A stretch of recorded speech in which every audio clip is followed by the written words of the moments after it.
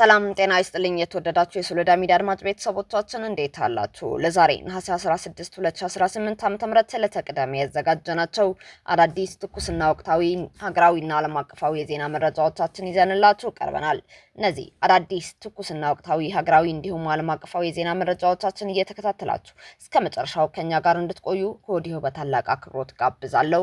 መልካም ቆይታ። አስገዳጅ የምልመላ ዘመቻው የህወሓት ሽንፈት ማሳያ ነው ሲሉ አቶ ክብሮም በርሀ ገለጹ። ህገወጡ የህወሓት ቡድን በትግራይ ክልል ወጣቶችን ከወላጆቻቸው ጉያ በግድ እየነጠቀ ወደ በረሃ መውሰዱ የሽንፈቱ ግልጽ ማሳያ መሆኑን የባይቶና ፓርቲ ሊቀመንበርና የትግራይ ክልል ሰላምና ለውጥ ምክር ቤት የዲፕሎማሲና ህዝብ ግንኙነት ኃላፊ አቶ ክብሮም በርሀ ገለጹ። አቶ ክብሮም በርሀ ከወጋታ ጋዜጣ ጋር ባደረጉት ቆይታ እንዳመላከቱት ቡድኑ ከጥቅም ወዳጁ የኤርትራ መንግስት ወይም የሻዕቢያ መንግስት ጋር በመተባበር በትግራይ ክልል ወጣቶች ላይ ያስገዳጅ የምልመላ ዘመቻ ወይም አፈሳ እያካሄደ ይገኛል ብለዋል። ሆኖም ግን በኃይልና በግድ የተወሰደ ወጣት በቂ ዓላማ ኖሮት ለአደራጁ ቡድን ሊዋጋ እንደማይችልም አስረድተዋል። ጦርነት ከመጀመሩ በፊት በመጀመሪያ ዓላማን ማሸነፍ ይገባል ያሉት አቶ ክብሮም ቡድኑ ህዝቡን የሚያምንበት ዓላማ ስለሌለው አሁን እያካሄደ ያለው ግጭት ገና ከመነሻው በሽንፈት የተጀመረ ነው ሲሉ ተናግረዋል። የአቶ ክብሮም ገለጻ ወጣቱ ብቻ ሳይሆን አብዛኛው የትግራይ ህዝብ ቡድኑን እምቢ ብለዋል። እናቶችም ቢሆኑ ልጆቻቸውን ካስገዳጅ መልማዮች ለማዳን ታጣቂዎችን በድንጋይ እስከ መምታትና በጩኸት ለመከላከል ደረጃ ላይ መድረሳቸውን አቶ ክብሮም ጠቁመዋል። የህወሓት አመራሮች መሰረታዊ ባህሪ የሻዕቢያ ተላላኪነት ነው ያሉት አቶ ክብሮም በፌዴራል ስልጣን ላይ በነበሩበት ጊዜም ሆነ አሁን የትግራይን ወይም የኢትዮጵያን ህዝብ ዘላቂ ጥቅም ሳያከብሩ የሻዕቢያን አጀንዳ ሲያስፈጽሙ መቆየታቸውን ገልጸዋል። ከ1983 ዓ.ም ጀምሮ ህዝቡን ከጦርነትና ከጦርነት ስጋት ማራቅ እንዳልፈለጉና በየዓመቱ በሚዘጋጁ በዓላት ስም ህዝቡን በቅስቀሳና በጦርነት ዝግጅት ውስጥ ሲያሹት መኖራቸውንም አቶ ክብሮም አክለዋል።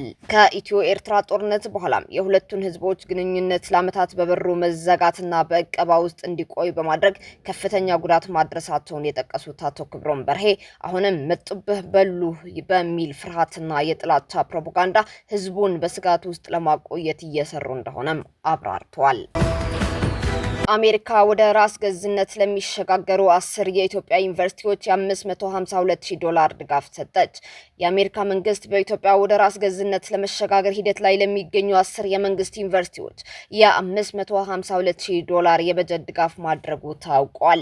በጥቅምት ወር 2017 ዓ.ም የተጀመረው ይህ የሁለት ዓመት ፕሮጀክት ተቋማቱ በራሳቸው የመተዳደር ብቃታቸው እንዲያጎለብቱ፣ የትምህርት ጥራትን እንዲያስጠብቁና የፋይናንስ አጠቃቀማቸው እንዲያሻሽሉ ያለመ ነው ተብሏል።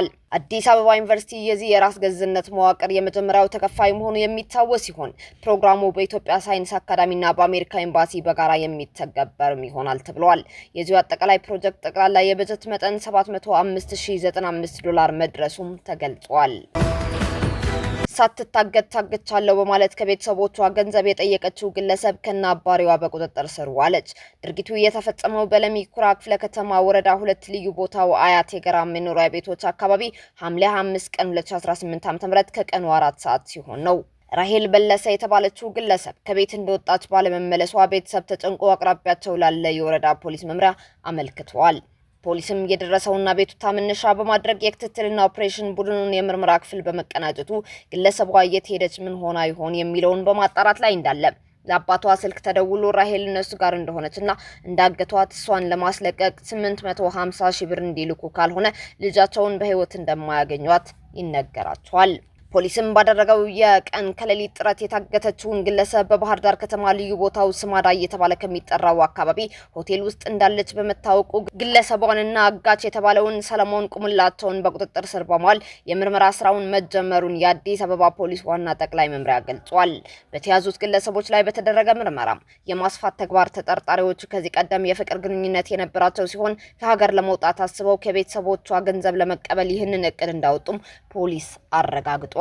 በተጠርጣሪዎቹ ላይ የምርመራ ስራውን መቀጠሉን የገለጸው የአዲስ አበባ ፖሊስ ዋና ጠቅላይ መምሪያ ከቅርብ ጊዜ ወዲህ ያልተገባ ጥቅም ለማግኘት ሲባል በመሰል የወንጀል ድርጊት ውስጥ በሚገቡ ግለሰቦች እየታዩ በመምጣታቸው ከድርጊታቸው እንዲቆጠቡ የአዲስ አበባ ዋና ጠቅላይ መምሪያ መልእክቱን አስተላልፏል። ለሁለት ወራት በሚስጥር የተያዘው የፕሬዝዳንቱ ጤንነት ይፋ ተደረገ። ላለፉት 2 ወራቶች ከህዝብ እይታ ተሰውረው የቆዩት የካሜሩን ፕሬዝዳንት ፖል ቢያ ከሚስጥራዊ ቆይታ በኋላ ብቅ ብለዋል። ፕሬዝዳንቱ ከ2 ወራት በላይ በጄኔቫ ስዊዘርላንድ ካደረጉት ሚስጥራዊ ቆይታ በኋላ ወደ ሀገራቸው ካሜሩን ተመልሰዋል። የ93 ዓመቱ አንጋፋ መሪ ላለፉት ጥቂት ሳምንታት ከህዝብ እይታ መሰወራቸውን ተከትሎ በህይወት የሉም እስከሚል ድረስ የጤና ሁኔታቸው አስመልክቶ በርካታ ወሬዎችና ግምቶች ሲናፈሱ ቆይተዋል። ፕሬዝዳንቱ ለረጅም ጊዜ በስዊዘርላንድ መቆየታቸው በማህበራዊ ሚዲያ የተለያዩ ዝግቦችና ወሬዎችን ቀስቅሶም ቆይቷል። ሆኖም የመንግስት ባለስልጣናት ግን ፕሬዝዳንቱ በሙሉ ጤንነት ላይ እንደሚገኙ ሲገልጹ ቆይቷል። በዓለም ላይ በእድሜ አንጋፋው ሀገረ መሪ በመሆናቸው የእሳቸው እያንዳንዱ እንቅስቃሴና ጤና ሁኔታ በካሜሩን ፖለቲካ ብቻ ሳይሆን በመላው አፍሪካ ትልቅ ትኩረት የሚሰጠው ጉዳይ ሆኖ ቆይቷል። በያውንዴ ኤርፖርት የተገኙት በሺዎች የሚቆጠሩ የፕሬዝዳንቱ ደጋፊዎች ባነሮችን በማንሳትና ባህላዊ ጭፈራዎችን በማቅረብ መሪያቸውን በደስታ ተቀብለዋል። የትራምፕ ቪዛ እገዳ በፍርድ ቤት ተሻረ። የኒውዮርክ የፌዴራል ፍርድ ቤት የፕሬዝዳንት ዶናልድ ትራምፕ አስተዳደር ከ75 ሀገራት በሚመጡ ዜጎች ላይ ጥሎት የነበረውን የኢሚግሬሽን ቪዛ እገዳ ውድቅ አድርጓል። የፍርድ ቤቱ ዳኛ ጄኔት ቫርጋስ በሰጡት ውሳኔ የውጭ ጉዳይ ሚኒስቴር ያሳለፈው ይህ እገዳ በግልጽ ህገወጥና ከሚኒስቴሩ ህጋዊ ስልጣን ውጭ ነው ብሎታል። ውሳኔው በዜግነት ላይ የተመሰረተ መድሎ በመሆኑ ከሀገሪቱ የኢሚግሬሽን ህግ ጋር እንደሚጋጭም ገልጸዋል። እገዳው ከአፍሪካ፣ ከላቲን አሜሪካ፣ ከእስያና ከአውሮፓ የመጡ የቪዛ አመላካቾችን የጎዳ ሲሆን የትራምፕ አስተዳደር አመልካቾቹ በመንግስት ላይ ጥገኛ የመሆን ስጋት አለባቸው የሚል ምክንያት አቅርበው ነበር። ክሱን የመሰረቱት የኢሚግሬሽን መብት ተሟጋች ድርጅቶች በፍርድ ቤቱ ውሳኔ መደሰታቸውን ሲገልጹ፣ የውጭ ጉዳይ ሚኒስቴር በበኩሉ እስካሁን የሰጠው አስተያየት የለም። ቱርክ የእስራኤል ጠቅላይ ሚኒስትር ቤንጃሚን ኔታንያሁ ላይ የእስር ማዘዣ አወጣች። ቱርክ የእስራኤል ጠቅላይ ሚኒስትር ቤንጃሚን ኔታንያሁ ላይ ዓለም አቀፍ የእስር ማዘዣ አውጥታለች። ወደ ጋዛ ሰብአዊ እርዳታ ጭኖ ሲጓዝ የነበረ መርከብ በእስራኤል በቁጥጥር ስር ከመዋሉ ጋር በተያያዘ በሚደረግ ምርመራ ምክንያት የእስር ማዘዣው እንደወጣ ተገልጿል። የቱርክ የፍትህ ሚኒስቴር አኪን ጉርሌክ ጠቅላይ ሚኒስትር ኔታንያሁ ላይ የእስር ማዘዣ መውጣቱን በኤክስ ገጻቸው አስታውቀዋል። ከ4 ወራት በፊት ከ40 ሀገራት የተውጣጡ ከ430 በላይ የፊሊስጤም የመብት ተሟጋቾች በእስራኤል ኃይሎች በቁጥጥር ስር መዋላቸው ይታወሳል። የመብት ተሟጋቾቹ በመርከብ ወደ ጋዛ ሰብአዊ እርዳታ ይዘው እየተጓዙም ነበር። ጋዛ ላይ የተጣለው ዕቀባ የሚቃወም ንቅናቄ አባል የሆኑት የመብት ተሟጋቾቹ በቱርክ አውሮፕላኖች ከእስራኤል ወደ ቱርክ ተወስደዋል። ቱርክ ከዚህ ቀደምም በኔታንያሁና ሌሎችም ባለስልጣናት ላይ የእስር ማዘዣ አውጥታለች። ይህም እስራኤል በጋዛ ከምትፈጽመው ድርጊት ጋር በተያያዘ በዘር ጭፍጨፋ ክሶች ምክንያት የወጣ እስር ማዘዣ ነው ተብሏል። እስካሁን አብራችሁን ከኛ ጋር ስለነበራችሁ እያመሰገንኩኝ በሌሎች መረጃዎች እስክንመለስ እንደተለመደው የሶለዳ ሚዲያ ቤተሰብ በመሆን ላይክ፣ ሼር፣ ሰብስክራይብ ማድረጋችሁን አትርሱ። አዳዲስ ትኩስና ወቅታዊ መረጃዎቻችን በቶሎ እንዲደርሷችሁ የደወል ምልክቷን ይጫኑ። ስኬት፣ ድልና ሰላም ለኢትዮጵያውያን። ሶለዳ ሚዲያ